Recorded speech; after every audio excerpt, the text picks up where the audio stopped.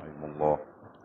اللهم صل وسلم وبارك على سيدنا محمد وعلى آله وصحبه في كل لمحة ونفس عدد ما وسعه علم الله. اللهم صل وسلم وبارك على سيدنا محمد وعلى آله وصحبه في كل لمحة ونفس عدد ما وسعه علم الله. بسم الله ما شاء الله، بسم الله ما شاء الله، بسم الله ما شاء الله. وما لم يشاء لم يكن. لا حول ولا قوة إلا بالله العلي العظيم. لا حول ولا قوة إلا بالله العلي العظيم. لا حول ولا قوة إلا بالله العلي العظيم. اللهم ارحمنا بالقرآن واجعله لنا إماما ونورا وهدى ورحمة.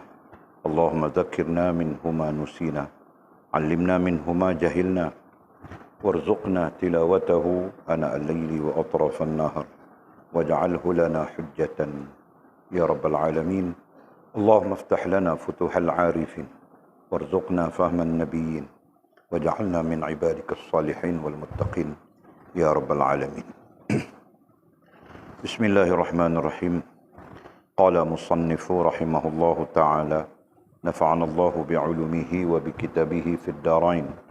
اللهم آمين يا رب العالمين. وبعد قال: saya nasihatkan kamu supaya takut kepada Allah dan patuh kepadanya. Turutlah hukum-hukum Allah dan bersihkanlah hatimu. Kontrollah dirimu. Relalah dengan Tuhanmu. Tolonglah orang yang miskin dan orang dalam kesusahan. Jagalah kesucian orang-orang kerohanian. Berbaik-baik dengan anggota masyarakat. Nasihatilah orang-orang muda. Hindarkan bermusuh dengan rakan dan kawan. Dan jangan suka mengumpulkan harta benda. Hindarkan berkawan dengan orang-orang yang bukan dari golongan yang menuju jalan kerohanian. Dan menolong mereka dalam perkara dunia dan agama. Hakikat kemiskinan dalam agama ialah kamu tidak memerlukan apa-apa dari orang lain yang seperti kamu juga. Dan hakikat kekayaan itu ialah kamu berada melampaui garis keperluan makhluk yang seperti kamu juga. Tasawuf boleh didapati bukan melalui perbincangan dan percakapan, tetapi adalah melalui lapar dahaga dan menjauhkan diri dari apa yang kamu sukai. Janganlah kamu munculkan kepandaian kamu di hadapan darwish, tetapi hendaklah kamu bersikap lemah lembut. Kerana jika kamu menonjolkan kepandaian kamu, maka dia tidak akan rasa senang, dan dia akan senang jika kamu bersikap lemah lembut. Tasawuf itu berdasarkan 8 sifat. Pertama, murah hati seperti Nabi Ibrahim. Kedua, menyerah dengan sukarela seperti Nabi Ishaq. Ketiga, sabar seperti Nabi Yaqub. Keempat, sembahyang seperti Nabi Zakaria. Kelima, miskin seperti Nabi Yahya. Keenam, memakai pakaian bulu seperti Nabi Musa. Ketujuh, mengembara seperti Nabi Isa. Dan kelapan, beragama seperti Nabi Muhammad sallallahu alaihi wasallam. Kemudian kata musannif syarahan yang ke-76. Nah, kita lanjutkan lagi. Pengajian kita merujuk kepada syarahan yang ke-75. Kemarin kita berbincang sudah satu ayat daripada syarahan ini, yaitu ayat pertama daripada syarahan ini, di mana musannif Maulana Mursyid kita Syekh Abdul Qadir Jailani rahimahullah ta'ala menasihatkan kita supaya takut kepada Allah Subhanahu wa ta'ala, supaya bertakwa kepada Allah Subhanahu wa ta'ala, dan patuh kepada Allah Subhanahu wa ta'ala. Nasihat ini bukan datang daripada walid. Nasihat ini bukan datang daripada mursyid kita. Nasihat ini bukan datang daripada baginda Nabi SAW saja. Bahkan nasihat ini datang daripada Allah Subhanahu wa ta'ala. Terserah kita mau mengikutnya, mau mematuhinya, mau melaksanakannya atau tidak. Ya. Adapun orang-orang yang mematuhinya, melaksanakannya, maka orang-orang itu akan menjadi orang-orang Allah, akan menjadi ahlillah di penghujungnya.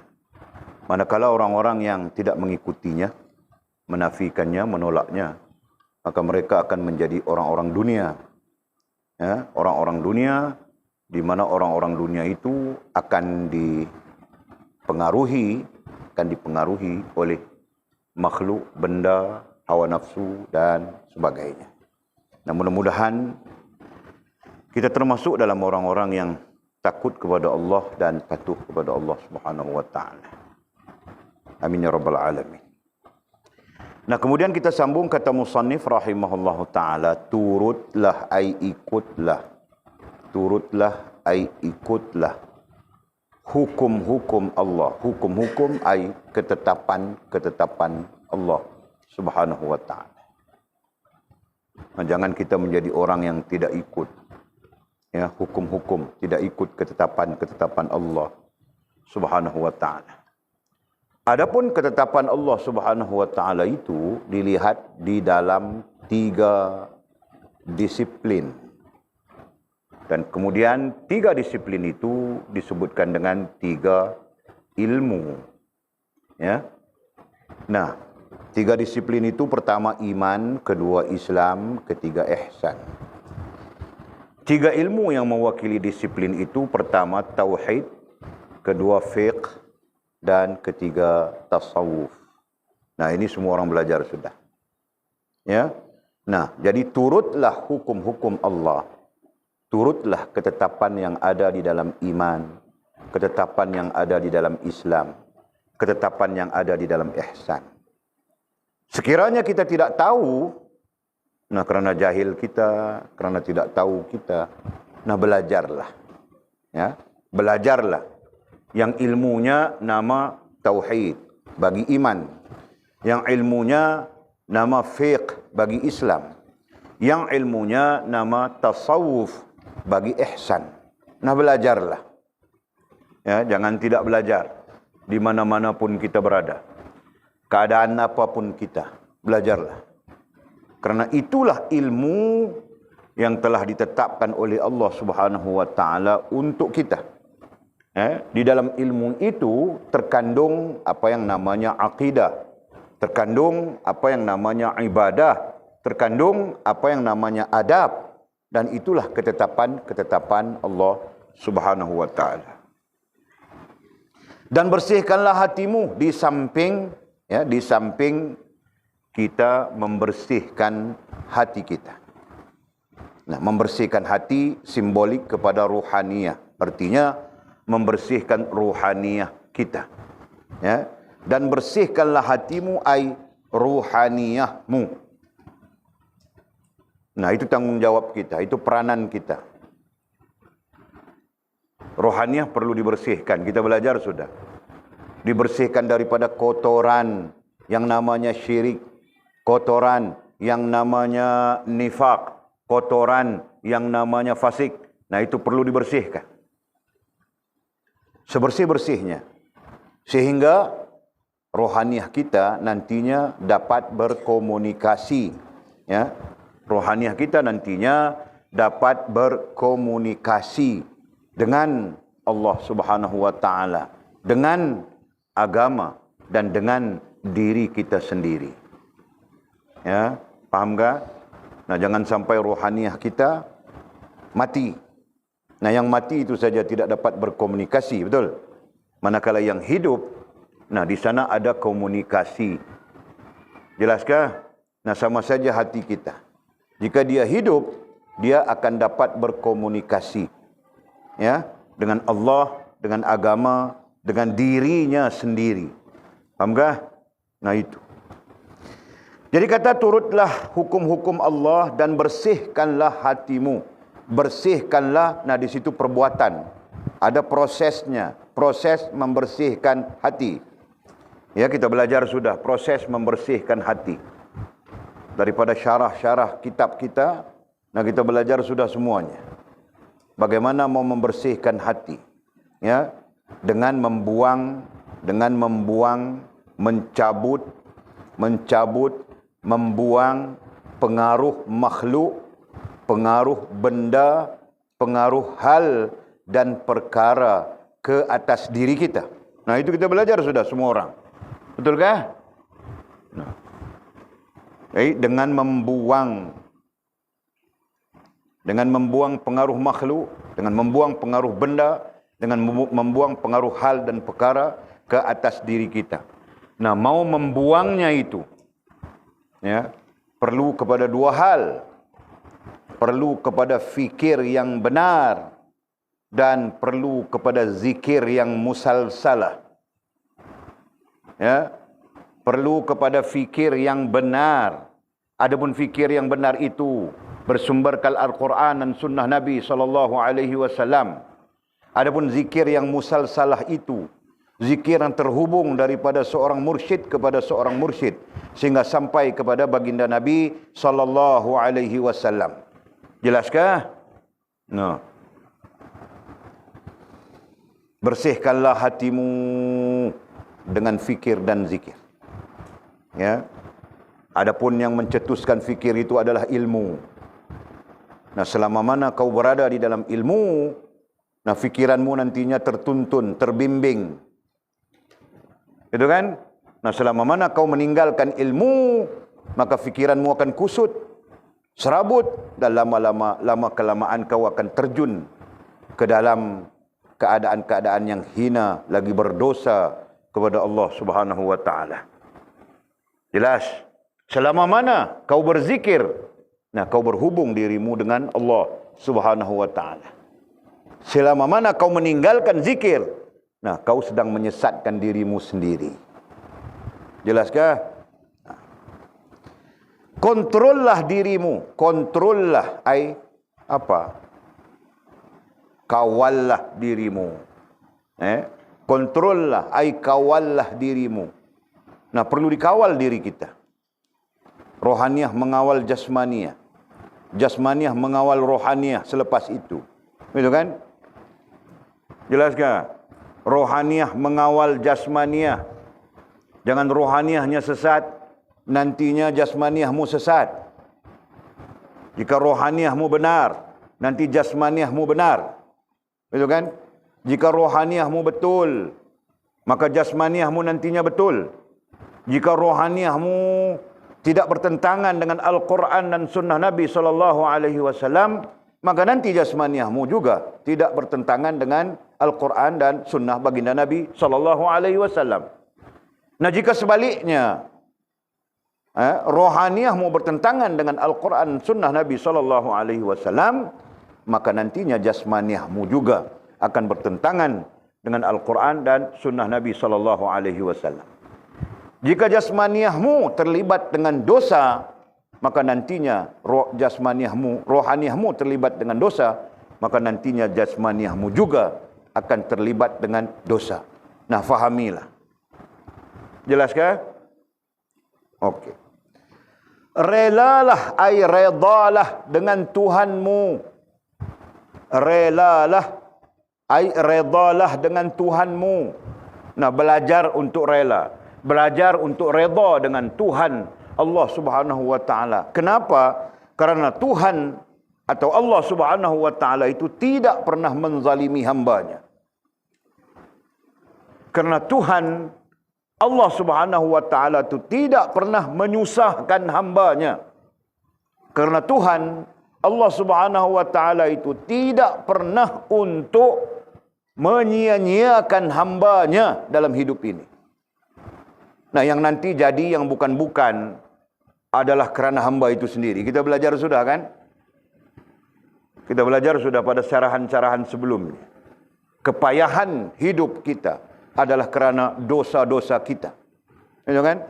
Kepayahan hidup kita adalah kerana kesalahan-kesalahan yang kita lakukan tanpa kita kembali kepada Allah Subhanahu wa taala dalam jangka waktu yang panjang. Itu kan? Nah, jadi belajarlah rela, ay redalah dengan Tuhanmu. Asasnya kenapa kita perlu rela dan reda dengan Tuhan? Karena Tuhan itu maha adil. Itu kan? Tuhan itu maha adil. Tidak ada kepayahan bagimu, melainkan kerana kau berdosa dengan Tuhanmu. Yang kita belajar di sana, kemuncaknya adalah Allah akan memberikan kepada kita ujian. Dan ujian itu dengan 4 tujuan. Nah, semuanya untuk mengelokkan kita, membaguskan kita. Gitu kan? Jelaskah? Jadi, redalah dengan Tuhan. Nah, jika tidak boleh, belajar untuk rela. Belajar untuk reda dengan Tuhanmu, Allah Subhanahu wa ta'ala. Tolonglah orang yang miskin dan orang dalam kesusahan. Nah, orang miskin dan orang dalam kesusahan artinya orang yang memerlukan. Tolonglah mereka, siapapun. Ya. Miskin ilmu kah? Miskin harta benda kah? Miskin apa sekalipun yang sifatnya keperluan, maka tolonglah. Kerana Allah Subhanahu wa ta'ala sengaja menciptakan, ya, sengaja menciptakan dan mewujudkan hamba-hamba yang miskin, yang susah, yang memerlukan. Kenapa? Kerana mereka menjadi alat bagi Allah Subhanahu wa ta'ala, ya, untuk menguji dan menghubungkan orang-orang yang mempunyai benda dan sesuatu. Jelas tak? Nah, itu kita belajar tentang Allah Subhanahu wa ta'ala menjadikan makhluknya sebagai alat. Jelas?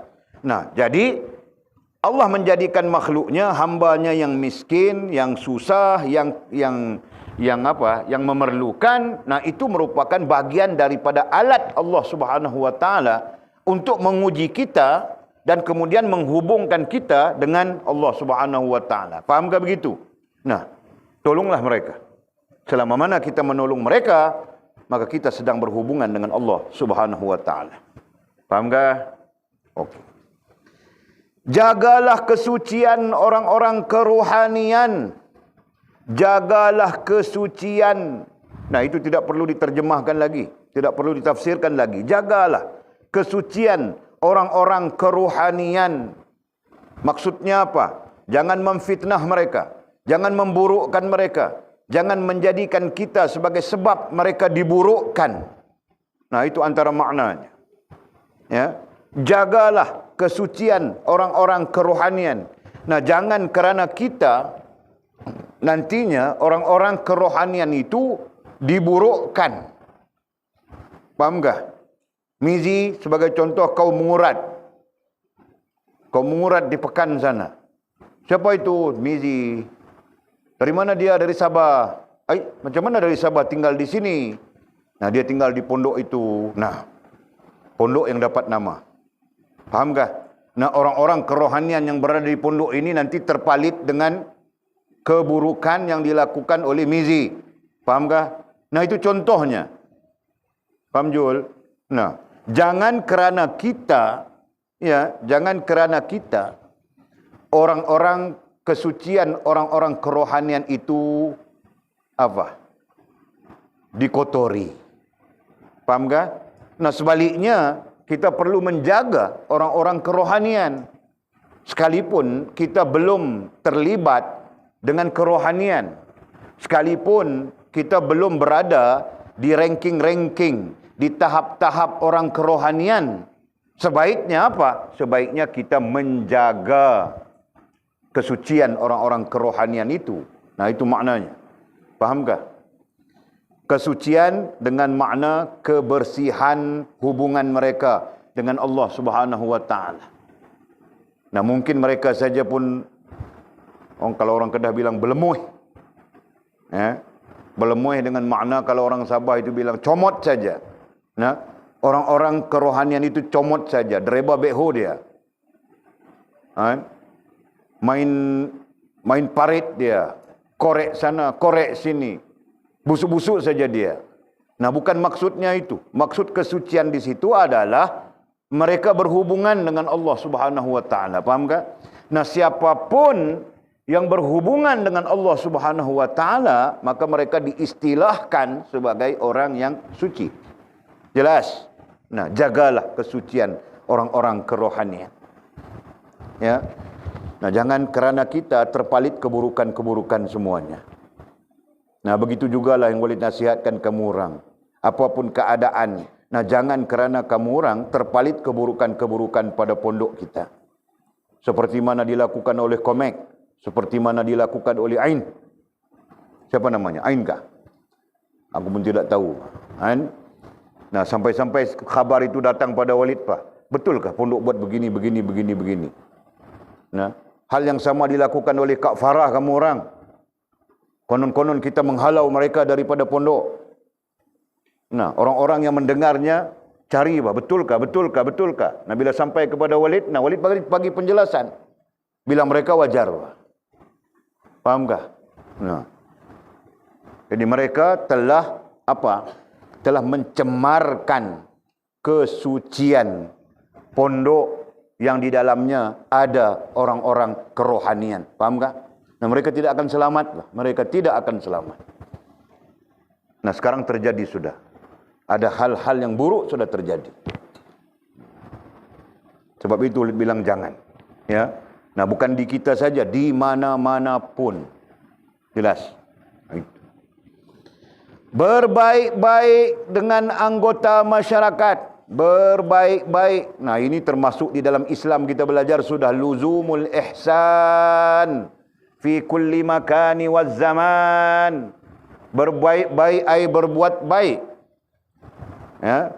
Berbaik-baik ay berbuat baik dengan anggota masyarakat. Anggota masyarakat berarti orang-orang yang berada di dalam komuniti kita. Ya. Anggota artinya orang-orang yang berada dalam komuniti kita. Itu anggota masyarakat. Nah, berbaik-baik. Tidak boleh bergaduh, tidak boleh berselisih faham. Ya. Faham tak? Nah, tidak ada orang itu baik, orang ini bagus, orang itu jahat, orang ini tidak baik. Nah, jika tidak baik kita perbetulkan. Nah, itu sikap kita. Ya.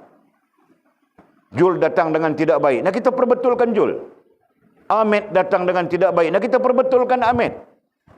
Begitu, Pak. Ya, mengajak kepada kebaikan.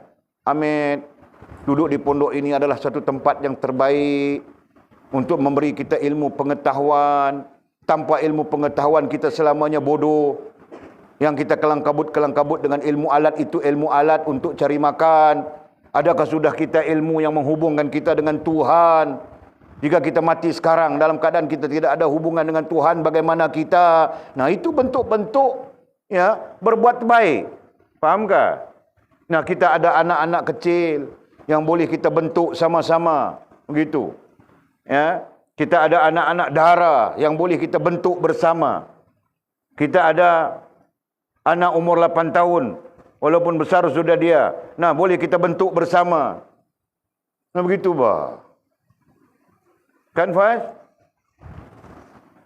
Nah, itu komuniti masyarakat, komuniti kita. Berbaik-baik. Ya, jangan wujudkan sengketa, jangan wujudkan prasangka. Nah, semuanya baik-baik saja. Gitu kan? Kalau kita tegur, tegurlah untuk membaikkan, mengelokkan. Yang menerima teguran, perlu menerima teguran dengan tujuan untuk menjadi baik dan elok. Begitukah? Nah, itulah maksudnya berbaik-baik dengan anggota masyarakat. Jelas. Nah, tidak ada apa? Ada yang sembunyikan keburukan kawan. Konon-kononnya nanti kalau ku kasih tahu nanti dia mencari kesalahanku pula, mau memburukkanku pula, begitu kan. Nah, tidak ada apa itu istilah. Nah, yang baik tetap baik, yang hak tetap hak, yang batil tetap batil, yang salah tetap salah. Nah, kita tidak boleh kompromi. Jelaskah?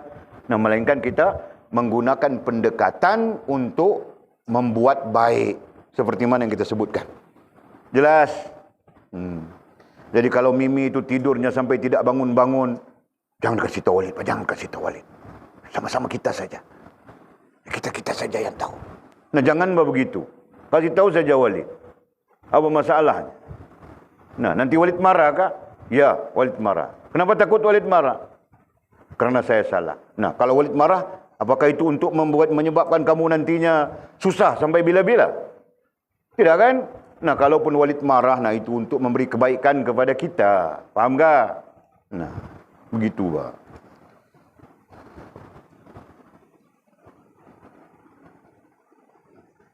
Sila pun tidur banyak juga misalnya. Nak kasih tahu Walid. Mulai malam ini, hari ini, nah, ditulis saja record. Sila tidur berapa jam. siangnya tidur berapa jam, belajarnya berapa jam. Nah, jadi berbaik-baik dengan anggota masyarakat, berbaik-baik melazimi kebaikan terkait dengan hal sana. Melakukan kebaikan-kebaikan yang menyebabkan masyarakat itu berkembang menjadi baik. Ya. Nah, kita di sini satu komuniti. Walaupun komuniti kita masih kecil. Nah, kita sama-sama membina komuniti ini. InsyaAllah dengan izin Allah Subhanahu wa taala. Faham tak? Kecil kerana komuniti kecil, kecil adalah komuniti kita, bangsa manusia. Tapi Walid ingin memberitahu kamu orang, besar adalah komuniti jin, bangsa jin. Nah, mereka punya komuniti sangat besar di sini, tahukah? Nah.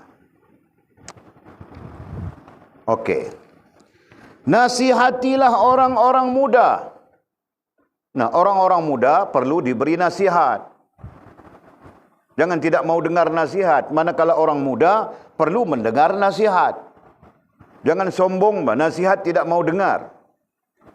Tidak memberi ruang, kesempatan untuk mendengar nasihat. Jangan begitu, wahai orang muda. Ya. Kerana nasihat itu nantinya menjadi bekalmu ketika kau dewasa, ketika kau tua. Nah, ketika kau tua, kau berada di usia tua, nah, nasihat itulah yang kau akan gunakan untuk menasihat generasi muda di bawahmu. Faham tak? Nah, begitu. Nah, sekarang Ahmed masih muda. Dia tidak mau mendengar nasihat. Apakah dia akan kekal muda? Apakah Ahmed akan kekal muda? Nah, sekarang umurnya 17, 18, 19 tahun sudah. Itu hari datangnya 15, 14 tahun saja kan? Kecil saja dia kan? Nah, dia akan sampai nanti umurnya tahun depan 19, 20, 21, 22, 23, 24 dewasa. Itu kan? 25, 26, 27, 30, nah tua. Nah, ketika itu dia akan memberikan nasihat kepada orang lain. Mungkin anaknya sendiri, betul? Kan? Mungkin anaknya sendiri. Bagaimana dia mau menasihati anaknya jika dia sekarang tidak mau mendengar nasihat? Faham tak? Bagaimana Lina kau nanti mau nasihati anakmu sedangkan kau sekarang tidak mau mendengar nasihat? Faham tak? Nah, jadi sebab itu agama kita sendiri dasarnya adalah nasihat. Ad-dinun nasihat. Agama itu adalah nasihat menasihati. Dan itu bagian daripada hadis Nabi SAW. Dalam arti kata yang lain, tumbuhnya agama kita dasarnya adalah nasihat menasihati. Jelaskah? Nah. Jadi bagaimana mau memberi nasihat kalau kita pun tidak mau dengar nasihat? Degil kau ya, nanti kau bilang anakmu. Kenapa kau degil sampai macam ini? Ini turun mamakmu. Nah, turun mamak bilang. Si mamak bilang, ini degil kau ini, turun bayahmu, bapakmu. Faham tak? Kau bilang turun ayahmu. Nah, suamimu bilang turun mamakmu. Nah, anak itu pening saja, mana aku ini ya. Tahu tak? Nah, sepatutnya jangan begitu. Nasihat. Ya? Nah, nasihat itu akan didengari oleh anakmu apabila kau sekarang mendengari nasihat itu. Faham tak? Faham tak? Nah, nasihat itu nanti akan didengari, diterima oleh anak-anakmu apabila kau sekarang mendengari nasihat-nasihat itu. Jelaskah? Nah, Walid ajar sudah tentang ini. Di mana? Walid ajar kamu orang tentang manusia, ya, perkembangannya. Dalam perkembangannya, langsung tidak langsung, sedar tidak sedar, membina kromosom. Ya, boleh ajar sudah kan? Boleh cakap sudah kan? Nah, kita sedang membina kromosom. Kromosom itulah nantinya menjadi, itu bahagian daripada DNA. Ya, istilahnya sekarang adalah DNA. Nah, kalau istilah ilmu kitanya dipanggil benih yang akan menumbuhkan yang lain. Ya kan? Nah, setiap orang, siapapun kamu, lelaki maupun perempuan, ya, membina kromosom itu. Ya, pahamkah? Sheila, kau pun sedang membina kromosom Sheila. Nah, kromosommu sangat bagus. Nanti DNA-mu adalah DNA yang bagus. Benih, ya, adalah benih yang baik. Dan nanti suamimu pun sama saja. Ya, kromosomnya adalah kromosom yang terbina dan baik. Nah, benihnya pun nanti jadi benih yang baik. Faham kah? Nah, kesatuan baik dengan baik akan keluar baik. Jelaskah? Faham kah? Nah, kalau kesatuannya itu baik dan buruk, nah dia mungkin keluar half-half bah, 50 baik, 50 buruk. Tahu tak? Faham tak? Faham tak begitu sila? Nah. Apalagi kalau kromosom nanti 90% saja buruk, 90% semuanya buruk, 10% saja baik. Nah, keluarnya nanti,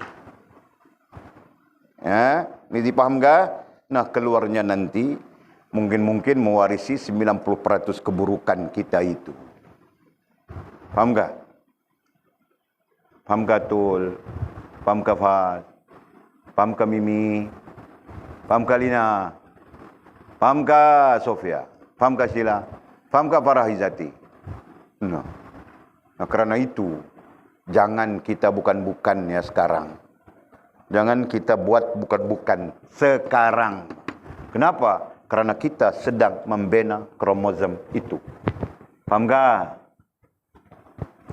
Takut nanti datang anakmu degil macammu juga. Ha? Datang anakmu, Farah Izzati, nanti anakmu pun degil macam kau juga. Faham tak? Ku suruh tidur, tidak mau tidur. Main telefon. Ya kan? Ku suruh mengaji, tidak mau mengaji. Macam Ahmed, bah. Tapi dia datang mengaji sudah ini hari. Alhamdulillah. Allah sudah bukakan hatinya. Ya Allah, jadikan Ahmed ini sebahagian daripada kami yang mau belajar sungguh-sungguh, yang mau menghubungkan kami dengan diri kami dengan Allah Subhanahu wa taala. Amin ya rabbal alamin. Ada seorang lagi yang perempuan itu, duduk dia dalam bilik saja.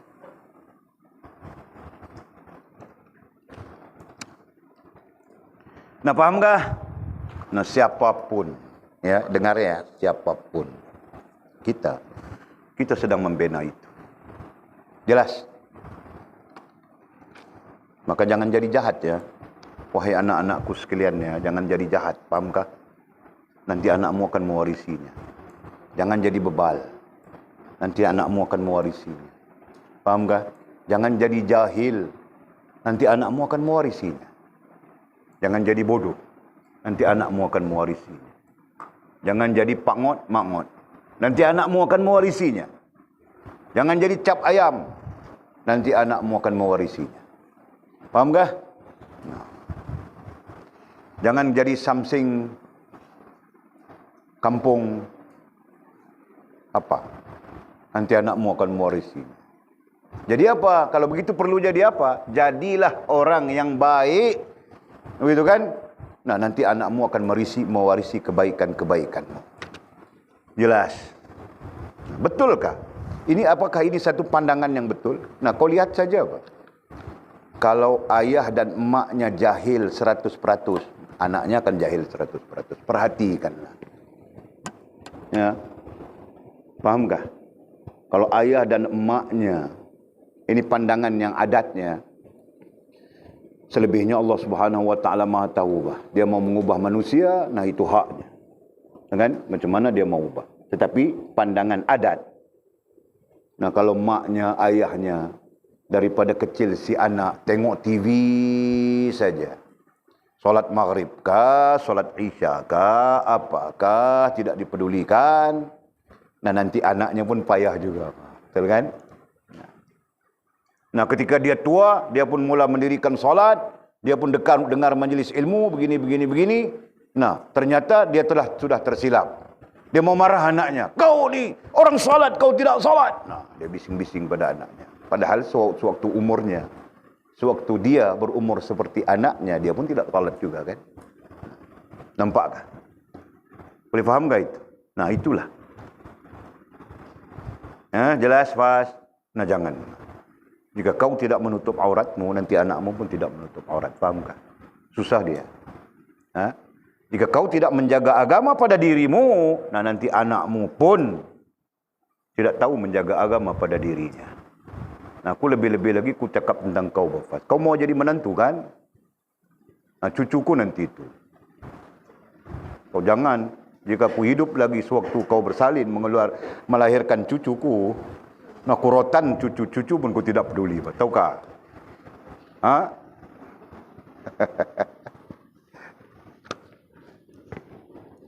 Masya Allah. Nah, fahamkah? Yang penting faham, Jul. Bang Jul, kau fahamkah?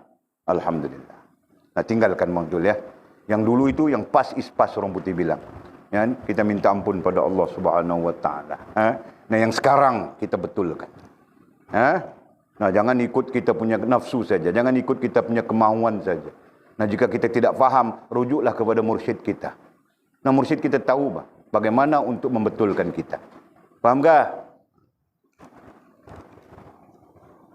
Allah, ya Allah. Apa lagi?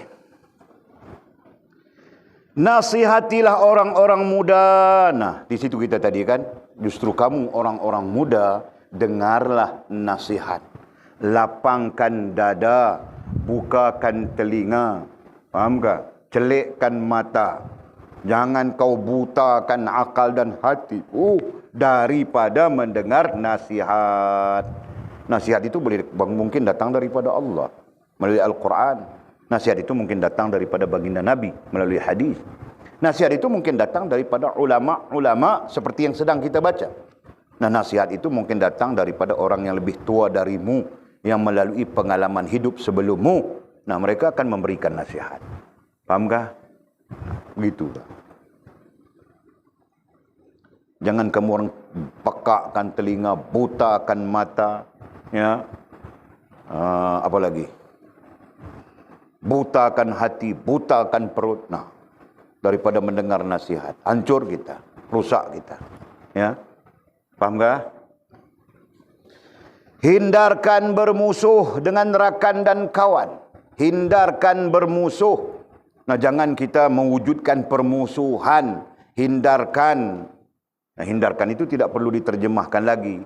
Pencerahannya adalah jangan kita mewujudkan permusuhan yang banyak, khususnya di kalangan rakan dan kawan kita. Ya, nah itu. Sebaliknya apa? Sebaliknya suhbah. Betul kan? Nah, ajar sudah suhbah. Suhbah itu apa? Lina, suhbah itu apa? Nah, suhbah itu artinya kita menumpang kebaikan antara satu sama lain. Nah, begitu. Bukan mewujudkan permusuhan. Ya. Nanti mewujudkan permusuhan saja. Kita saja yang betul, orang lain semua tidak betul. Kita saja yang bagus, orang lain semua tidak bagus. Nah, justru kita mewujudkan permusuhan saja. Nah, permusuhan lawannya adalah kasih sayang, gitu kan? Nah, hindarkan permusuhan artinya wujudkan kasih sayang. Nah, begitu. Kan? Dalam komuniti kita. Nah, wujudkan kasih sayang. Sayang kepada orang-orang tua. Kasih kepada orang-orang yang lebih tua. Sayang kepada orang-orang yang muda. Itu kan? Suhbah, sesama rakan sebaya. Nah, mungkin begitu, suhbah dengan semua orang. Jelas kah? Nah, begitu. Paham kau, Bangkil? Paham kah? Okey. Jadi, Bangkil, kalau kau sendiri mau masuk syurga, mungkin payah, kan?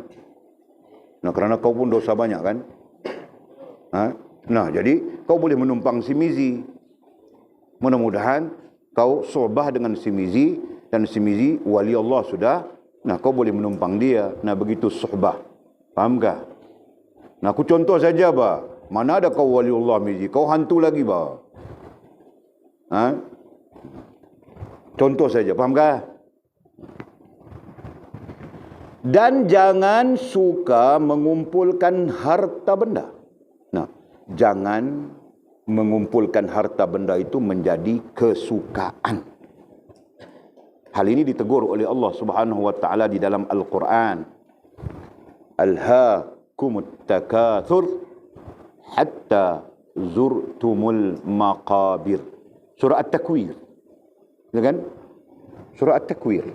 Alhaakumut takatsur. Nah, itu teguran Allah Subhanahu wa taala kepada orang-orang yang suka mengumpulkan harta benda. Nah, apakah maksudnya tidak boleh mengumpulkan harta benda? Nah, maksudnya bukan begitu.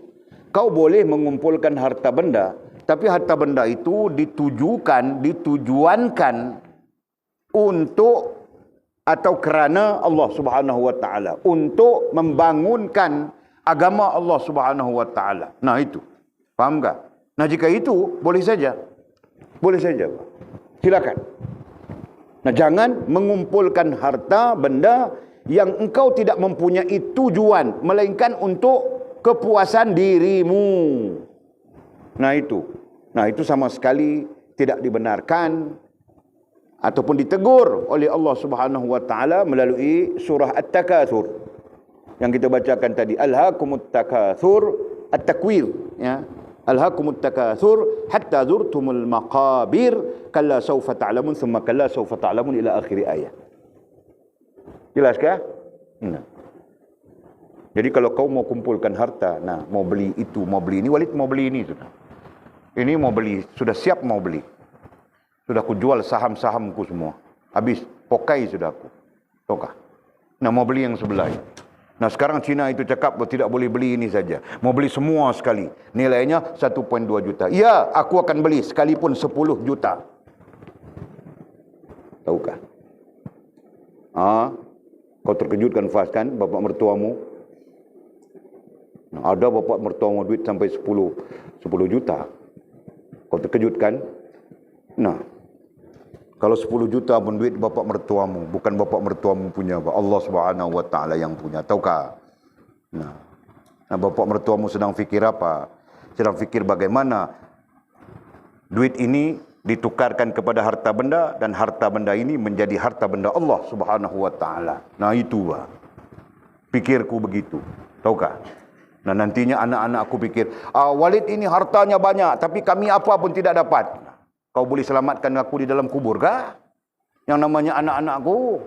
Kau boleh selamatkanku di depan Allah Subhanahu wa taala kah? Nah, belum tentu. Nah, jika belum tentu, aku pikir sudah untuk menyelamatkan diriku. Faham kah? Nah, begitu, Pak. Nah, biarlah kamu tidak ada apa. Seperti aku pun tidak ada apa, kan? Nah, sama saja. Faham kah? Nah, Bangkil, Walid, saya mau minta tapak untuk buat rumah. Nah, kau buat apa di situ? Nah, saya tidak ada duit. Bukan kau minta kau duit, Pak. Kan? Saya macam mana? Kau duduk saja. Berduduk free saja. Iya. Saya tidak perlu bayar. Iya. Walid boleh buat rumah untuk saya kak? Itu kau cari sendiri, Pak. Aku sepak kau sekarang. Rumah pun aku kena buat. Tanah aku kasih sudah tempat duduk. Nah, begitu kan? Faham tak?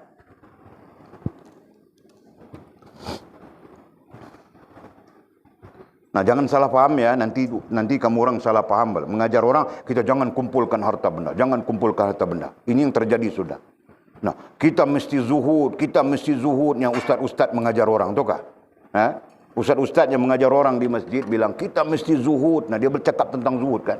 Rasulullah SAW seorang yang zuhud. Sahabat-sahabat Nabi seorang yang zuhud. Dia pakai kereta Velfire. Tidakkah itu jadi fitnah namanya? Faham kan? Nah, rumahnya banglo. Besar banglo rumahnya. 6 bilik, 7 bilik. Kolam renang pun ada rumahnya. Kita kena zuhud. Kita perlu zuhud. Nah, jangan jadi orang yang berbohong dengan Allah. Allah Maha tahu betulkah tidak betul zuhudnya kita. Betul kan? Nah. Faham tak, Bangkil? Nah, jadi macam rumahku. Jamban pun berebut saja. Tahu tak?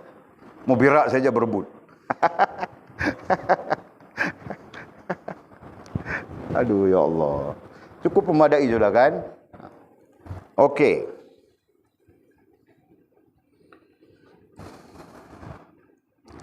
Hindarkan berkawan. Hindarkan berkawan. Nah, istilah terjemahan ini berkawan.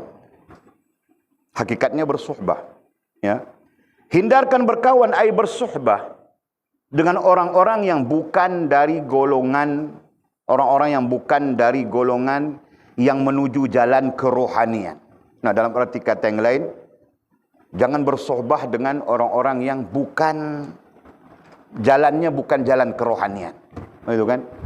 Nah, karena jalan kerohanian ini berbeza dengan jalan-jalan yang lain. Berbeza. Kan? Soalnya sedar atau tidak sedar saja. Jalan kerohanian melihat lebih kepada bagaimana nanti kehidupan di hari akhirat. Betul kan? Bagaimana kita nanti bangun di depan Allah Subhanahu wa taala. Ya, bagaimana kita nanti berdepan pada hari hisab. Bagaimana nanti kita bagaimana kita nanti ditempatkan di dalam nikmat yang selamanya atau sengsara yang selamanya. Nah, itu merupakan bahagian dari pandangan-pandangan orang-orang yang mengambil jalan kerohanian, betul? Nah, ini berbeza dengan orang yang tidak melihat kepada jalan kerohanian. Jelas tak? Nah, mereka pikir mau kaya dunia, mau senang dunia, macam mana mau pakai kereta besar, macam mana mau pakai bini besar, macam mana mau besar, semua besar-besar. Ayo kan? Faham tak? Nah, sama saja. Yang perempuan pun sama saja. Nah, kalau pandangannya dunia, bukan orang kerohanian, berarti orang dunia, pandangannya ialah semua mau hebat di dunia, betul? Nah, sampai-sampai langsirnya pun dia mau yang emas semuanya. Tokah? Langsir kan? Ini bilang langsir. Tabir, langsir. Langsir. Kan? Semua mau hebat semuanya. Pakaiannya dia mau hebat. Semuanya mau hebat. Kereta pun mau hebat. Rumah mau hebat. Suaminya pun dia mau hebat. Bukan setakat besar, hebat lagi dia. Nah, kan? Nah, itu pandangan orang-orang dunia. Ya. Justru itu yang kita sebutkan berbeza dengan orang-orang kerohanian. Nah, orang-orang kerohanian sampai nantinya memadai saja. Cukuplah untuk kita hidup di dunia sementara ini, memadai saja itu, memadai saja ini, memadai saja itu. Nah, sampai begitu. Nah, itulah zuhud. Ya kan?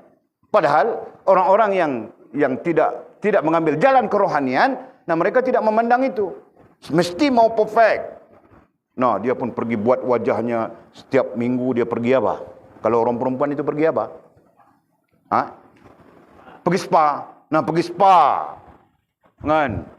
Facial. Hah? Betul tak? Nah, pergi facial. Setiap minggu. Kan? 1 bulan dia buang 1,000 di situ. Kan? Facial lah, spa lah, itulah, inilah. Betul kan? Nah, kerana apa? Kerana dia dia cuma memikirkan dunia. Nah, ketika itu dia cuba mengisi bukan keperluan, dia cuba mengisi kehidupan dunianya dengan tujuan memuaskan hatinya sendiri. Faham tak? Nah, itu jelas ya. Nah, kalau kau pun dapat isteri seperti itu, bagaimana? Mizi, kau sembang saja. Nanti kau turut saja isteri kau. Iya, ya yang, iya. Bang, antarkan saya ke spa. Okey yang. Nah, 2-3 hari kemudian, bang, saya mau facial. Iya, okey. Minta duit 300. Nah, kau pun keluar, ketar-ketar saja kasih duit 300. Mustahil. Nah, betul kah? Aku mau lihat tu, bah. Jika Allah izinkan ku hidup panjang, walaupun ku tinggal 5 hari lagi, 4 hari lagi saja. Ya, jika Allah izinkan ku hidup panjang, aku mau lihat istrimu itu bagaimana dan kau bagaimana dengan istri.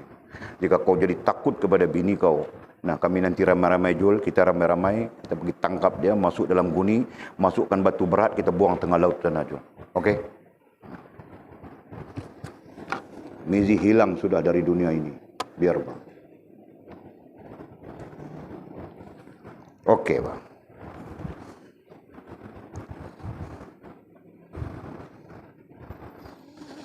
Hindarkan berkawan bersuhbah dengan orang-orang yang bukan dari golongan yang menuju jalan kerohanian. Kenapa?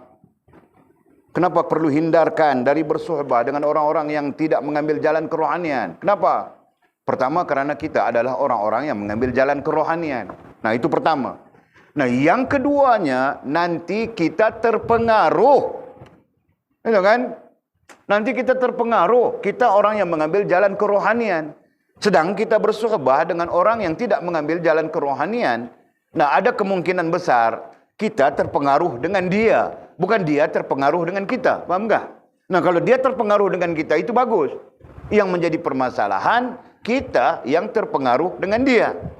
Kalau sudah dia bawa kita malam-malam pergi dangdut, kan? Malam-malam pergi karaoke,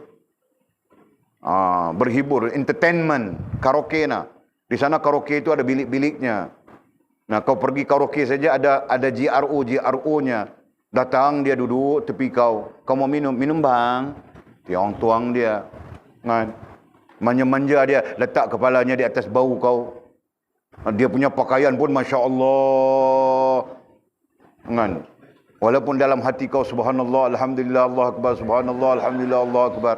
Walaupun begitu kan Mizi. Tapi kau tengok-tengok saja, wow.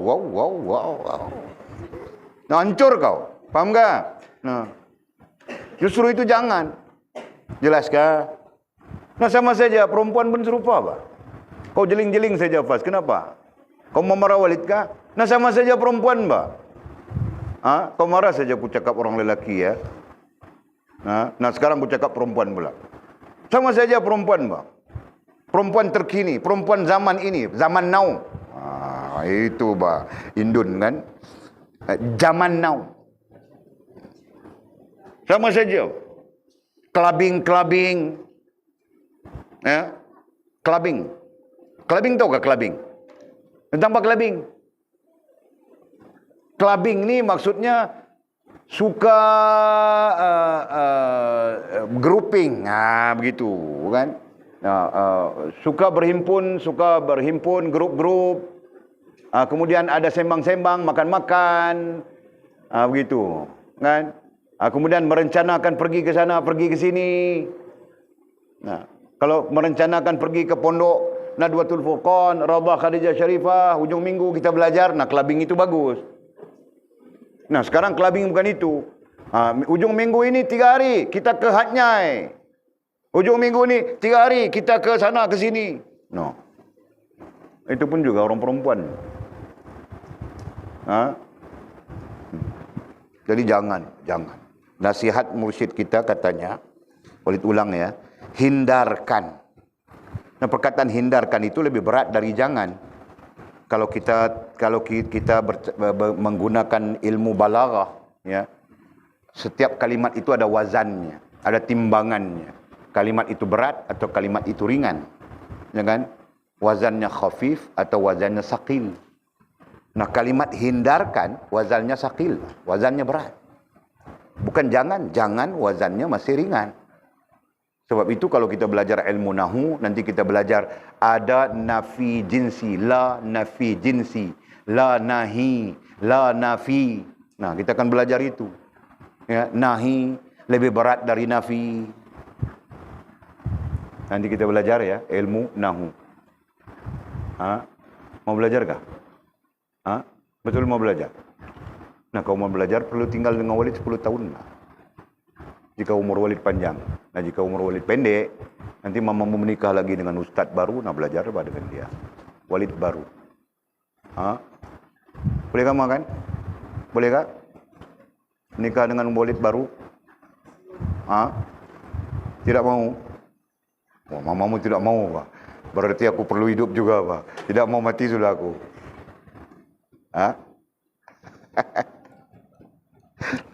Okey, Pak.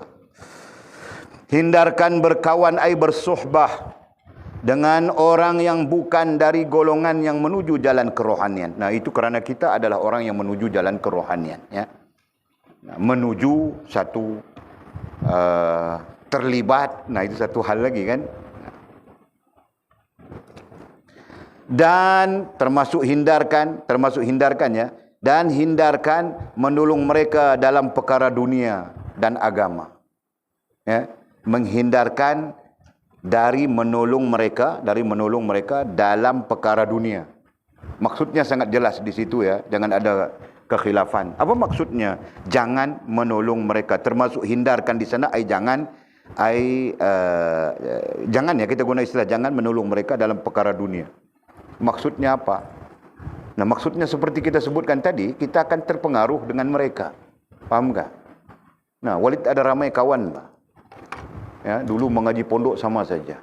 Tapi bila dia keluar, dia bekerja. Nah, dia bekerja dengan bekerja, mungkin dalam pekerjaan itu ada sohbahnya, gitu kan? Dengan orang-orang dunia. Nah, akhirnya tinggal semua. Ya. Nah, akhirnya jadi macam-macam. Dalam arti kata yang lain, tidak kelihatan lagi padanya sebagai orang yang wara', sebagai ahli ilmu. Nah, hilang semuanya. Faham kah? Nah, dia pun jadi macam orang dunia saja. Ada awek 3-4 orang. Malam ini Nora.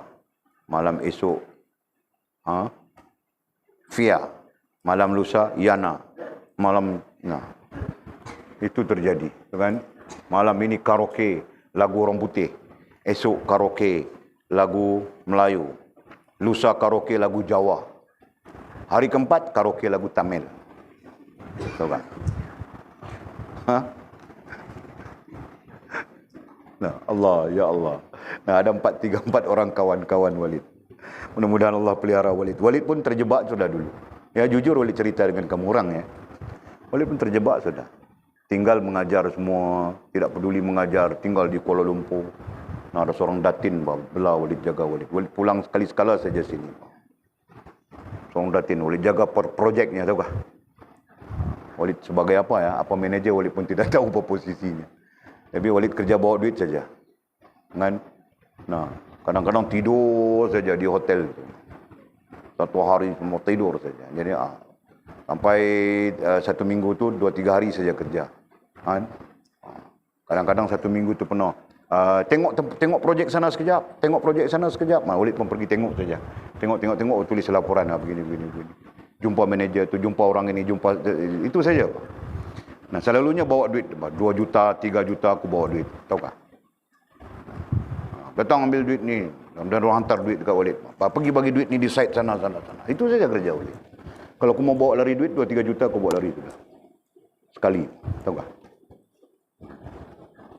Nah, terakhir Walid berhenti. Ada sebab-sebabnya Walid berhenti. Berhenti terakhir, gaji pun aku tidak ambil, kereta aku tinggal, semua aku tinggal, aku balik naik bas saja. Tahu kah? Nah, aku rasa lain sudah.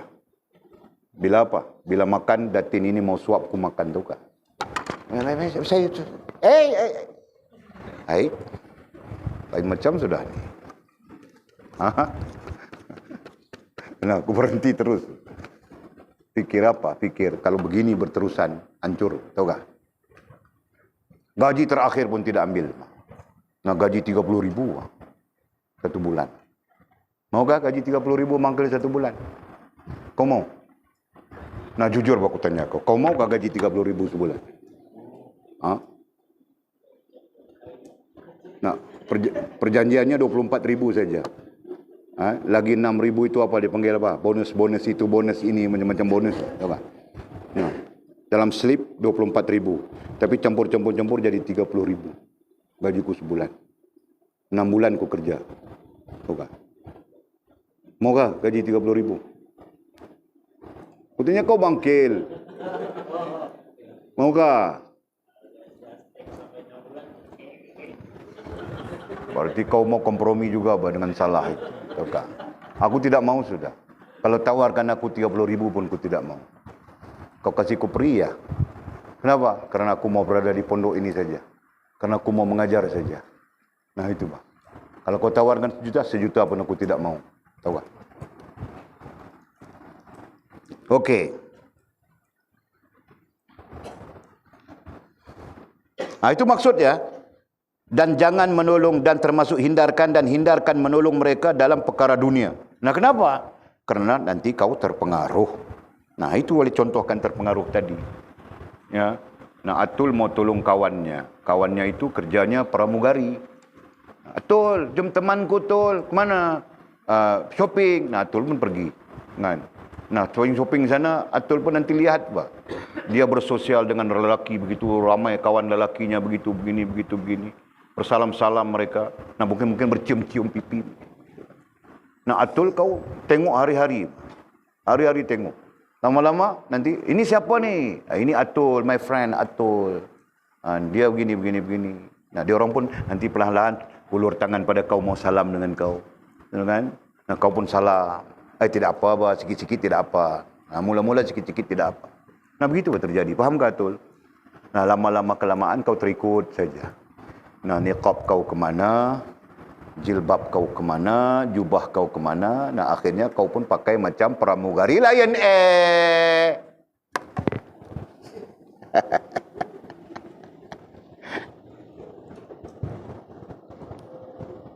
Ya Allah, selamatkanlah anak-anakku semuanya.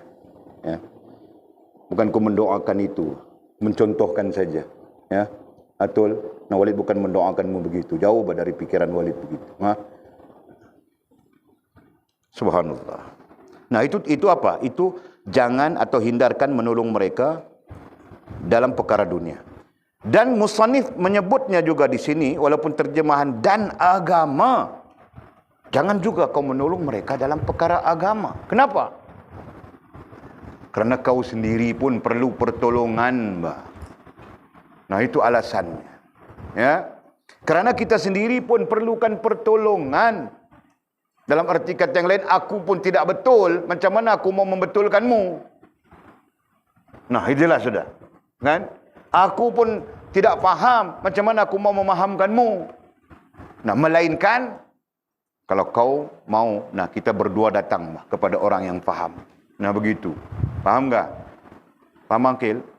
Nah, kalau kau betul mau memahami agama, jom. Kau dengan aku pun tidak faham, jom. Kita berdua datang kepada orang yang faham. Itu kan? Nah, itu yang betul. Jelas? Bukan kita menolongnya untuk mengajarnya, menunjukkan kepadanya. Faham tak? Dalam keadaan kita pun tidak betul. Faham tak? Nah, itu. Jelas? Apalagi dalam hal-hal kerohanian ini. Jelas ya? Jadi seolah-olah macam kita tidak boleh cakap, kau boleh? Ya boleh. Cakap itu boleh. Ya, cakap itu adalah suatu sunnah yang pada dasarnya ditetapkan oleh Allah Subhanahu wa taala dan Rasul. Betul? Nah, cakap saja, tapi untuk membimbing dia, untuk menunjukkan dia perkara yang sabit dengan agama. Misalnya perhubungan. Nah, kita pun tidak betul, macam mana kita mau tunjukkan dia. Itu kan? Nah, itu maksudnya. Jelaskah? Jadi kerana itulah musannif mengatakan termasuk hindarkan. Dalam arti kata yang lain, hindarkan kita menjadi gurunya. Ya. Nah, nanti dalam kitab-kitab besar akan disebut begitu. Hindarkan kita menjadi gurunya. Sebaliknya, bawalah dia bersamamu kepada guru yang layak untuk membimbing, mengajar, menunjukkan kepada dia. Faham tak? Nah, itu. Kenapa? Kenapa? Mungkin jadi fitnah di sana, Pak. Fitnahnya apa? Kau pun tidak lebih pandai dari aku, Pak. Faham tak? Nah, itu fitnah. Akan merosakkan dia. Faham tak? Okey. Kemudian kata musannif, hakikat kemiskinan dalam agama, hakikat kemiskinan. Hakikat kemiskinan, ai miskin menurut agama. Nah, hakikat kemiskinan, ai miskin menurut agama, ialah kamu tidak memerlukan apa-apa dari orang lain yang seperti kamu juga. Nah, yang dimaksudkan miskin, ya, dalam konteks beragama. Ya, dalam konteks agama. Yang agama maksudkan kita perlu miskin. Biarlah kita miskin dan sebagainya. Apa? Nah, itu maksudnya. Katanya, hakikat kemiskinan dalam agama ialah kamu tidak memerlukan apa-apa dari orang lain yang seperti kamu juga. Nah, jadi kita perlu miskin. Misalnya kita katakan, seperti Nabi miskin. Nah, Nabi miskin. Nabi tidak perlukan apa-apa pun daripada makhluk. Nah, itu maksudnya. Jadi kita miskin, nah kita perlu miskin. Maksudnya apa? Maksudnya kita tidak perlukan apapun daripada makhluk seperti kita. Nah itu. Jadi kalau itulah hakikat, kalau itulah maknanya, berarti kita perlu miskin. Ya kan? Kenapa? Karena kita belajar sudah membebaskan akal dan hati kita dari pengaruh makhluk, benda, hal dan perkara. Nah, justru bebas daripada pengaruh makhluk itu, dalam definisi agamanya adalah menjadi miskin. Jelas kah? Nah itu. Nanti kita jumpa siapa yang miskin lagi. Terus. Nah, fahamkah? Fahamkah ayat tadi? Okey. Dan hakikat kekayaan. Nah, sekarang kaya pula. Menurut agama itu apa? Menurut agama berarti menurut faham kerohaniannya. Nah, menurut agama Bobit di sana tadi lupa. Menurut agama faham kerohanian. Nah, faham kerohanian, faham jalan kerohanian, miskin itu ialah kita tidak mengharapkan apapun daripada makhluk. Nah, kita perlu menjadi miskin kalau sudah demikian. Ya, karena kita diajar tidak mengharap akan apapun daripada makhluk. Ya, kita hanya mengharapkan daripada Allah Subhanahu wa taala. Dan ini memutuskan kebergantungan dengan makhluk dan mengembalikan kebergantungan dengan Allah Subhanahu wa taala sebagai adab besar dalam rohaniah. Nah itu. Dan hakikat kekayaan itu, manakala hakikat kekayaan menurut agama kerohanian, ialah kamu berada melampaui garis keperluan makhluk yang seperti kamu juga. Nah, kita berada dalam keadaan melampaui garis keperluan. Apa maksud melampaui garis keperluan? Maksudnya kita tidak memerlukan, ya, melampaui garis keperluan berarti kita tidak memerlukan apapun daripada makhluk. Nah, begitu. Daripada makhluk seperti kita juga, ya. Adapun makhluk sekaliannya sama seperti kita, gitu kan? Nah, kalau makhluk itu kita katakan buaya. Nah, buaya pun sama seperti kita juga, dia makhluk. Dia perlu kepada makanan, dia tetap bergantung dengan yang menjadikannya, yaitu Allah SWT, betul? Nah, jadi maksudnya jelas di situ. Dan hakikat kekayaan menurut agama dan kerohanian ialah kamu berada melampaui garis keperluan makhluk yang seperti kamu juga. Nah, kita tidak apa ya? Kita tidak bergantung, ya. Kita tidak bergantung kepada makhluk seperti kita juga. Nah, itu artinya kita kaya. Jelas kah? Nah, jadi kita nantinya bercakap miskin menurut kerohanian, menurut jalan kerohanian, kaya menurut jalan kerohanian. Nah, itu. Kita akan bercakap dari sudut itu dan meneliti perbezaannya juga dari sudut itu. Jelaskah?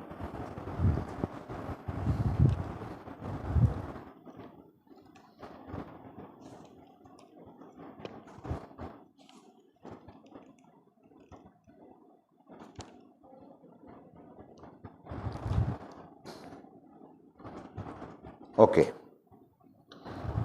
Habis sudah di sana, ya. Sekarang kita masuk lagi isu-isu yang terkait, ya. Kemudian kata musannif, tasawuf. Nah, satu sisi pandang tasawuf itu adalah ilmu. Ya. Nah, sisi pandang lain, nah ini peringkat, ya, perkembangan kamu orang sudah. Satu sisi pandang tasawuf itu adalah ilmu. Nah, 2 tahun, 3 tahun sudah kita membacakan, kita menyebutkan, kita menyatakan tasawuf itu adalah ilmu, nama bagi ilmu dan sebagainya. Betul? Nah, sekarang sisi pandang baru. Nah, peningkatan kepada ilmu kamu orang. Nah, katanya tasawuf boleh didapati bukan melalui perbincangan. Nah, di sini dia menunjukkan kepada kita bahawa tasawuf itu bukan sekadar ilmu. Ya. Bahkan tasawuf itu adalah pengaruh ke atas diri kita. Babitkan dulu. Jadi, ada 2 sisi pandang tasawuf, istilah tasawuf, 2 sisi pandang istilah tasawuf, ya. Tasawuf, nah boleh tulis Rumi saja. Nah, satu ilmu. Ilmu terkait adab, ya, dengan Allah, dengan agama dan dengan diri. Nah, lagi satu sisi pandang tasawuf. Lagi satu sisi pandang tasawuf adalah pengaruh ke atas diri kita. Ke atas diri kita, ya, rohaniah, secara rohaniah dan jasmania. Nah, ini juga disebut sebagai tasawuf pada satu sisi. Nah, jadi artinya apa? Artinya istilah tasawuf itu tidak terhenti setakat ilmu sahaja, ya, tetapi istilah tasawuf itu melampaui sampai kepada sisi pengaruh ke atas diri. Ya, ini terkait dengan perkataan suf. Ya, kalau kita belajar dari falsafahnya, suffah, ya, ada mengatakan suf itu pakaian bulu, pakaian zuhud, ya, orang-orang saleh, pakaian zuhud orang-orang saleh. Nah, termasuk sahabat-sahabat baginda Nabi SAW sendiri, baginda Nabi kita sendiri, kan? Jadi suf itu merujuk kepada pakaian zuhud, ya, yang tadi kita gunakan istilah miskin tadi, kan? Nah, itu. Ya. Kemudian suf itu juga terkait dengan satu tempat di sisi rumah baginda Nabi SAW, ya, di Madinah Al-Munawwarah.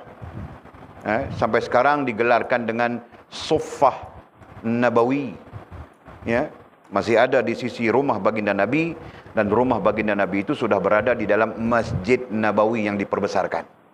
Paham kah? Nah, Walid pernah tunjuk kan kamu orang? Pernah lukis kah? Pernah kan? Nah, kalau pernah lukis tidak mau lukis lagi. Banyak-banyak lukis. Walid bukan pelukis. Nah, jadi apabila masjid itu diperbesarkan, nah, rumah baginda Nabi pun berada di dalam masjid, bahkan makam baginda Nabi pun berada di dalam masjid. Nah, sofah itu pun berada di dalam masjid. Jadi keterkaitan ilmu tasawuf itu, keterkaitan nama tasawuf itu, ya, dilihat satu perkataannya suf. Nah, satu, yang kedua suffah. Nah, itu terkait dengan baginda Nabi. Yang ketiganya sufi. Nah, itu lambang kebersihan jiwa. Ya. Jadi perkataannya di sini sewajarnya bukan tasawuf, sewajarnya di sini adalah sufi. Okey. Jadi dhabitkan, kamu orang dhabitkan ya sekejap, dhabitkan tasawuf ai sufi. Nah, itu. Jadi luar daripada makna-makna yang lazim kita, ya.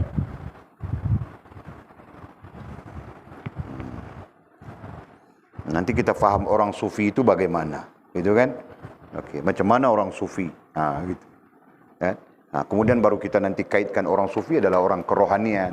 Orang sufi adalah itu. Okey. Jadi tasawuf ai sufi boleh didapati ai dicapai. Boleh didapati ai dicapai bukan melalui perbincangan dan percakapan sahaja, ai sahaja. Dhabitkan begitu. Nah, bukan melalui perbincangan dan percakapan sahaja. Dalam arti kata yang lain, nah, untuk menjadi sufi itu, ya, bukan melalui perbincangan dan percakapan sahaja. Bahkan perbincangan percakapan saja belum tentu menjadikan kita sufi dengan makna orang-orang yang bersih jiwanya. Ya. Sufi dengan makna orang yang bersih jiwanya. Tetapi adalah melalui lapar dan dahaga, katanya, ya. Tetapi sufi ai bersih jiwa itu, ya, boleh dicapai melalui lapar dahaga. Lapar dahaga ai puasa. Puasa ai praktikal. Nah, jadi penjelasannya mau memberitahu kita bahawa kebersihan jiwa atau sufi itu bukan dicapai dengan perbincangan, percakapan atau ilmiah atau ilmu saja, tetapi jauh lebih daripada itu adalah dengan praktis. Fahamkah? Nah, itu dhabit pencerahannya.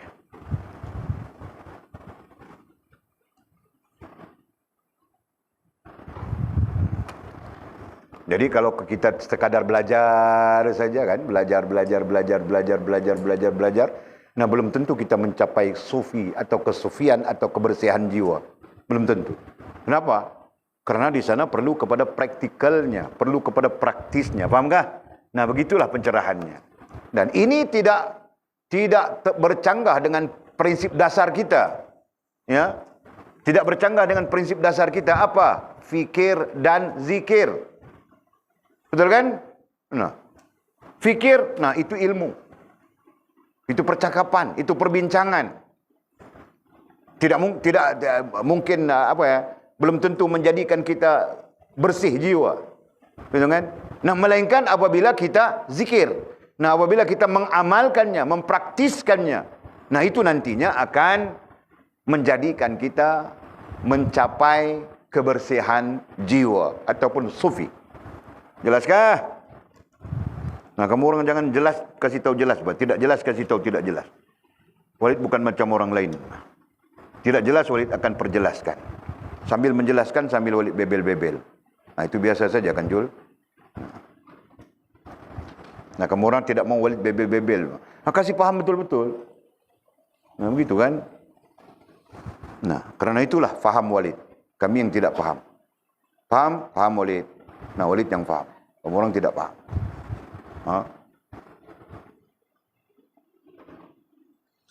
Okey. Walid ulang ya. Tasawuf ay sufi. Sufi ay kebersihan jiwa. Nah, itu kan? Kebersihan jiwa boleh didapati ay dicapai bukan melalui perbincangan dan percakapan sahaja. Nah, jangan tinggalkan perkataan itu ya. Nanti kamu orang canggung ayatnya. Ya, berarti perbincangan, percakapan ilmiah, nah itu satu. Ya, satu bentuk. Nah, ada lagi bentuk lain. Nah, apa bentuknya? Adalah melalui lapar dahaga. Ya, lapar dahaga dan menjauhkan diri dari apa yang kamu sukai. Ya. Jadi tasawuf, kesucian jiwa itu boleh dicapai selain daripada perbincangan, percakapan ataupun ilmu. Nah, boleh dicapai melalui lapar dahaga. Nah, itu praktikal, itu praktis. Ya. Nah, termasuk praktisnya dan menjauhkan diri dari apa yang kamu sukai. Kita cuba menjauhkan diri kita dari apa yang kita sukai. Nah, contoh, kita suka main telefon. Nah, kita tinggalkan telefon. Ya. Kita suka berangan-angan, Yana lah, siapakah? Nah, kita tinggal berangan-angan. Nah, kita suka temenung macam sila. Ya, aku contohkan saja ya. Nah, kita tinggalkan temenung begitu kan. Nah, itu merupakan bahagian daripada praktis untuk mencapai kesucian jiwa. Nah, ini bermaksud tidak cukup dengan ilmu, ya, perlu kepada praktisnya. Nah, dalam struktur kita, praktis itu kita panggil proses, betul? Nah, jadi ilmu, nah kemudian sedar diri. Sedar diri itu adalah prosesnya. Betul kan? Nah, kita dedah semua. Semua kita telah belajar tentang itu. Okey. Janganlah kamu menonjolkan kepandaian kamu. Nah, jangan kita suka menonjolkan kepandaian kita di hadapan darwish. Di hadapan darwish. Darwish ini bahasa Farsi. Ya, bukan bahasa Arab. Bahasa Farsi. Nah, sampai-sampai istilah darwish menjadi dominan di kalangan orang-orang kerohanian, ya. Pada zaman-zaman Syekh Abdul Qadir sendiri, ya. Nah, khususnya orang-orang yang berada di antara Iran dengan Iraq, antara Parsi dengan Jazirah Arab, ya. Karena Iraq itu termasuk Jazirah Arab pada zaman-zaman sebelum penjajahan, begitu, ya. Jadi Parsi satu bahagian, nah yang lain Jazirah Arab. Syekh Abdul Qadir Jalani, mudah-mudahan Allah merahmatinya, berada di Jazirah Arab. Di Baghdad, nah itu Jazirah Arab. Di Iraq. Nah, jadi sampai-sampai istilah darwish itu menjadi dominan di kalangan orang-orang kerohanian sampai ke Jazirah Arab. Walaupun istilah itu adalah istilah Parsi. Persian language. Nah, aku cakap orang putih lagi, bagi kasih tahu. Nah, darwish itu istilah Parsi. Nah, apa makna darwish? Darwish maknanya salik dalam bahasa Arab. Darwish maknanya salik dalam bahasa Arab. Ya. Salik itu maknanya apa? Nah, aku ajar sudah semua orang. Salik itu maknanya apa, Mizi? Kasih tahu semua orang ini. Orang yang kau pun ringkas, bah. Salik artinya berjalan. Nah, tadi pun aku nampak ada orang jalan kaki saja di sana. Nah, dia salik, bah. Jalan sebelah. Jalan apa?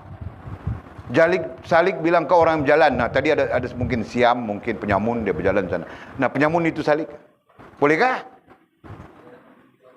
Nah, jadi kasih jelas. Salik artinya orang yang berjalan kembali menuju kepada Allah Subhanahu wa taala dengan kesedaran diri. Nah, kasih sempurna definisinya. Supaya kamu orang tidak keliru. Nah, kita bukan pandai-pandai, kita semua mangot-mangot je, ya.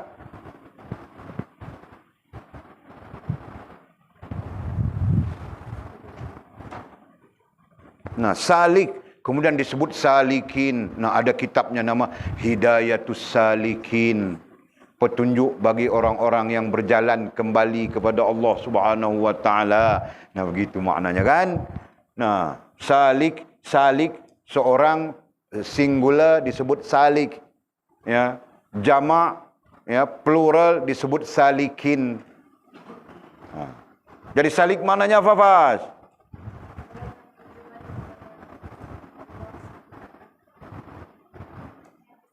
Nah, dengan kesedaran diri. Nah, jadi pentingnya di sana sedar diri ya. Orang yang tidak sedar diri, nah tidak dinamakan salik. Nah, itu sesuatu yang perlu kita jelas. Nah, salik itu adalah orang yang sedar diri, yang dia sedang kembali kepada Allah Subhanahu wa taala. Ya. Perjalanan masa yang berubah sehari ke sehari, tahun ke tahun. Nah, dia dengan sedar diri bahwa itu dia sedang kembali kepada Allah Subhanahu wa taala. Nah, itu bilang salik. Nah, kesedaran diri itu kemudian membawa dia menghubungkan dirinya dengan Allah Subhanahu wa taala. Ya. Nah, itu disebut salik. Jelas. Jadi katanya janganlah kamu menonjol-nonjolkan kepandaian kamu di hadapan darwish ai salik. Nah, jangan kita ya nanti kita berjumpa dengan orang-orang yang salik ini. Ya, penuh sedar diri ya, dan mereka sedang memahami, mereka sedang kembali kepada Allah SWT. Nah, ketika kita bertemu dengan mereka, berjumpa dengan mereka, jangan kita menonjol-nonjolkan kepandaian kita. Ya, sekalipun kita pandai, lebih tahu dari mereka, tapi kita tidak salik mungkin. Jelas kan? Nah, mereka kurang tahu daripada kita, tetapi mereka salik. Faham kan? Nah, nanti yang membezakan kita dengan mereka, kita tahu ada ilmu, tetapi tidak ada pengalaman. Betul? Si salik mungkin kurang ilmunya, tetapi mereka mempunyai pengalaman. Nah, itu. Pengalaman itulah yang melebihkan mereka. Walaupun mereka kurang dari segi ilmunya. Jelas? Fahamkah? Nah, jadi kalau kita nantinya mempunyai ilmu, kemudian mempunyai pengalaman, nah itu bagus. Punya ilmu, punya pengalaman, nanti jadi apa? Arif. Nah, aku ajar sudah semua orang. Ya. Jelas kan? Nah, itu yang penting. Nah, oke. Jadi katanya, janganlah menonjol-nonjolkan kepandaian kamu di hadapan darwish ai salik. Ya. Kenapa? Nah, nanti mereka tidak akan membantu kita, gitu kan? Nah, lebihnya pengalaman, paham enggak? Hendaklah kamu bersikap lemah lembut. Sebaliknya bersikap lemah lembut. Baik-baik. Lemah lembut itu mewakili baik-baik, merendah diri dan sebagainya. Ya, merendah diri kepada salik itu. Ya. Kerana jika kamu menonjol-nonjolkan kepandaian kamu, ya, jika kita menonjol-nonjolkan kepandaian kita, maka dia tidak akan rasa senang. maka si salik itu tadi tidak akan rasa senang. Apa maksud tidak akan rasa senang? Nah, siapapun kan, siapapun, ya, kita pergi berjumpa dengan seseorang, nah kita menunjulkan kepandaian kita itu, kepandaian kita ini, nah orang tidak senang dengan kita. Faham kah? Kan? Mizi, dia nanti berjumpa dengan satu orang, nah dia cerita dia pandai buat bata itu, dia pandai buat bata begini, dia pandai begitu, dia semua dia pandai, tidak ada yang dia tidak pandai. Mudim pun dia pandai, kan? Masak pun dia pandai, semua dia pandai, tidak. Nah, orang yang mendengarnya itu nanti jadi tidak senang, betul kan? Nah. Jadi adalah lebih baik apa? Adalah lebih baik kita merendah diri, begitu kan? Tuan, bolehkah saya belajar daripada Tuan? Walaupun kita ilmu kita, pengetahuan kita tinggi lebih darinya. Nah, tetapi kemungkinan besar kita kurang pengalaman. Betul kan? Nah, itu.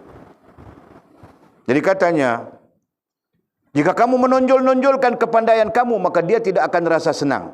Nah, apabila dia tidak senang, nah dia tidak akan berkongsi dengan kita. Dia tidak akan menunjukkan kepada kita sesuatu daripada pengalamannya, gitu kan? Yang boleh menambahkan ilmu kita. Betul kan? Nah, begitu.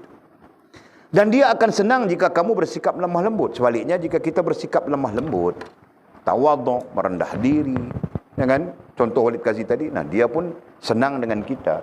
Nah, ketika dia senang dengan kita, mungkin dia akan kongsi, share pengalamannya, ya, pengalamannya dalam berjalan, dalam salik kepada Allah Subhanahu wa taala. Fahamkah? Fahamkah? Nah, begitu. Jadi kiasan ini mudah saja. Kau berjumpa dengan orang-orang yang bagus, nah kau rendah diri. Jangan kau sombong-sombong dengan mereka. Begitulah maksudnya, kan? Ini kau jumpa dengan orang kaya, kau bukan main rendah diri lagi.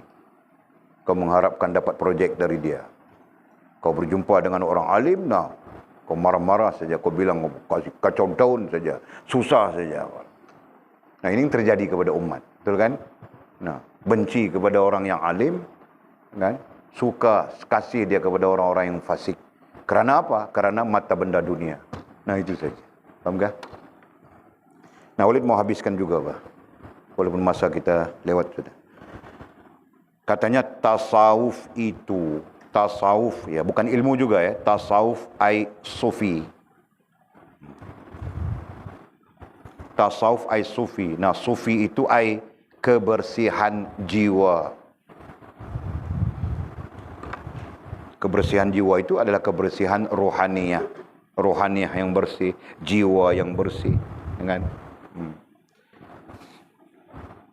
berdasarkan katanya, berdasarkan 8 sifat.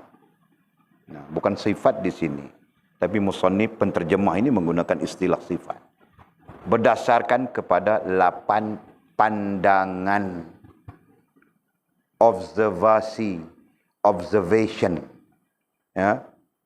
Sufi, ai kebersihan jiwa itu berdasarkan kepada 8 pandangan atau pemerhatian.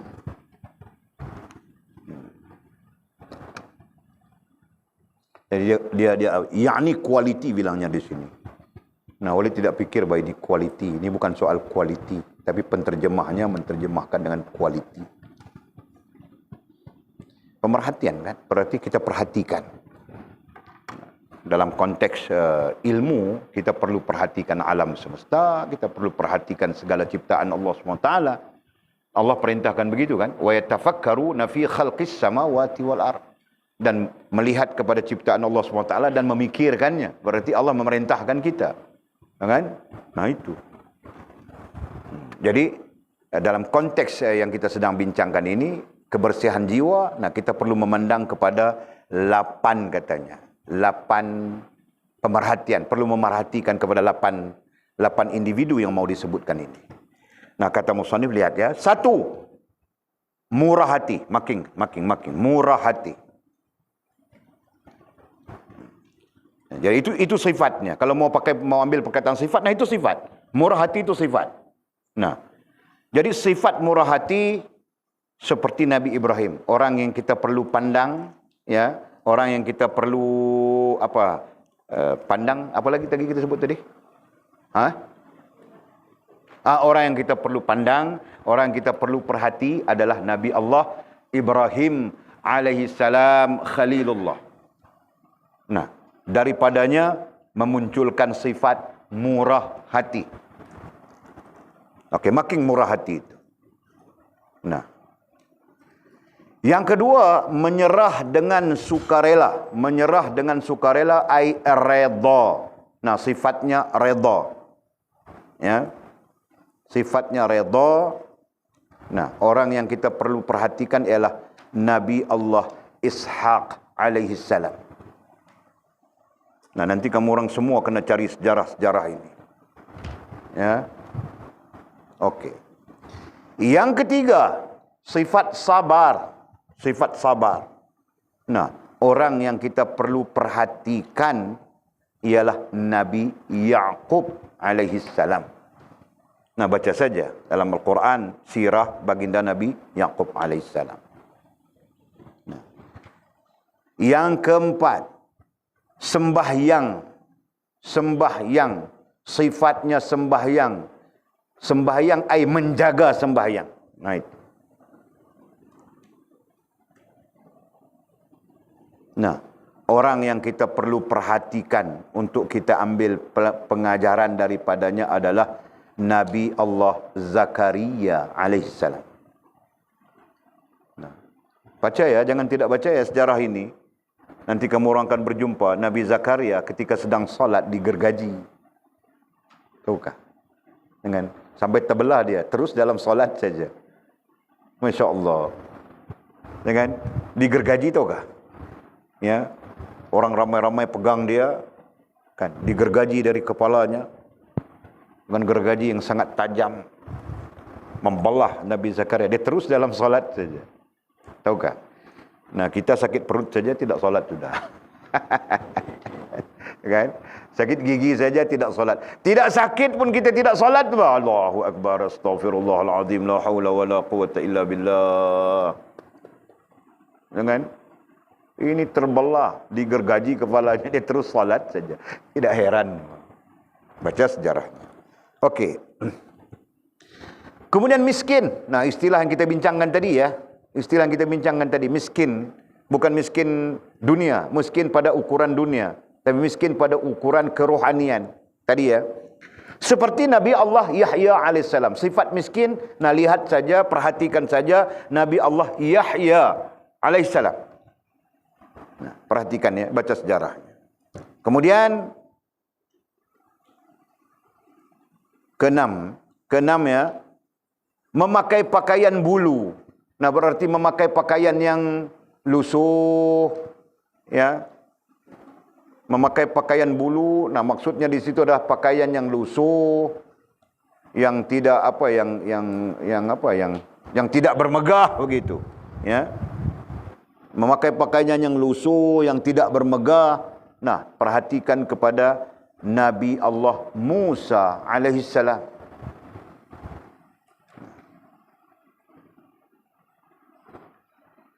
Ketujuh, mengembara. Sifat mengembara, memerhatikan alam semesta milik Allah Subhanahu wa taala yang luas ini, ya. Nah, itu perlu diperhatikan kepada Nabi Allah Isa alaihissalam. Ya.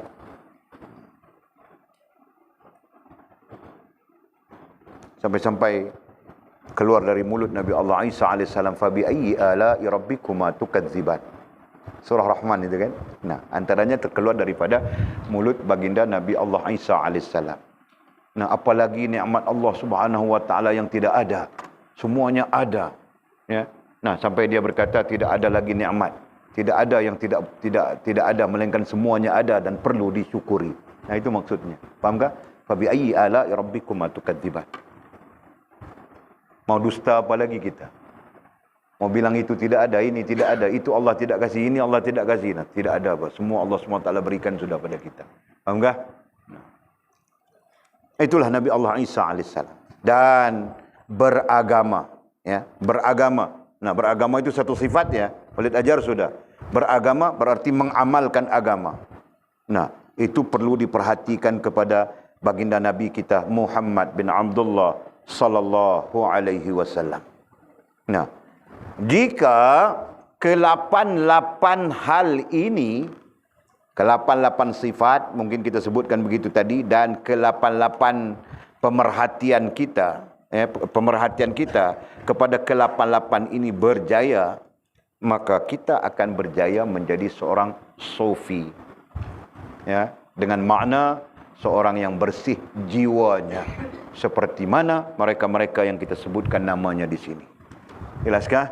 Nah, mudah-mudahan Allah Subhanahu wa taala menolong kita. Ya, selain daripada ilmu, nah menolong kita untuk praktiskan bagi mencapai kebersihan jiwa. Nah, sufi kah tidak sufi kah itu bukan soalnya, tapi mencapai kebersihan jiwa kita. Sebagai persediaan untuk kita kembali kepada Allah Subhanahu wa taala pada bila-bila masa pun yang tidak kita ketahui. Ya, mudah-mudahan amin ya rabbal alamin. Nah, kita berhenti di situ, nanti kita sambung syarahan yang ke-76. Kemudian kata musannif, wallahu a'lam. Nah, kita ada 4 syarahan lagi mau teruskan.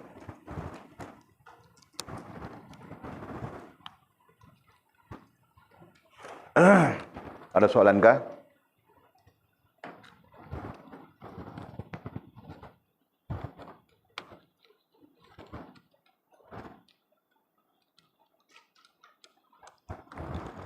Tiada. Alhamdulillah. Bismillahirrahmanirrahim. Alhamdulillahi rabbil alamin wassalatu wassalamu ala asyrafil mursalin sayyidina wa maulana Muhammad wa ala alihi wa sahbihi ajma'in. Allahumma iftah lana futuhal arifin warzuqna fahman nabiyyin waj'alna min ibadikas salihin. Allahumma ihdinas siratal mustaqim siratal ladzina an'ama Allah minan nabiyyin was-siddiqin wasyuhada'i was-salihin. Allahumma rabbana iftah bainana wa bain qaumina bil haqq wa anta khairul fatihin. Allahumma a'inna ala dzikrika wa syukrika wa husna ibadatik. Allahumma faqihna fid din wa 'allimna at-ta'wil. Allahumma faqihna fid din wa 'allimna at-ta'wil. Allahumma faqihna fid din wa 'allimna at-ta'wil. Wa sallallahu ala sayyidina Muhammadin wa ala alihi wa sahbihi wa baraka wa sallam. Alhamdulillahi rabbil alamin. Taqabbalallahu minna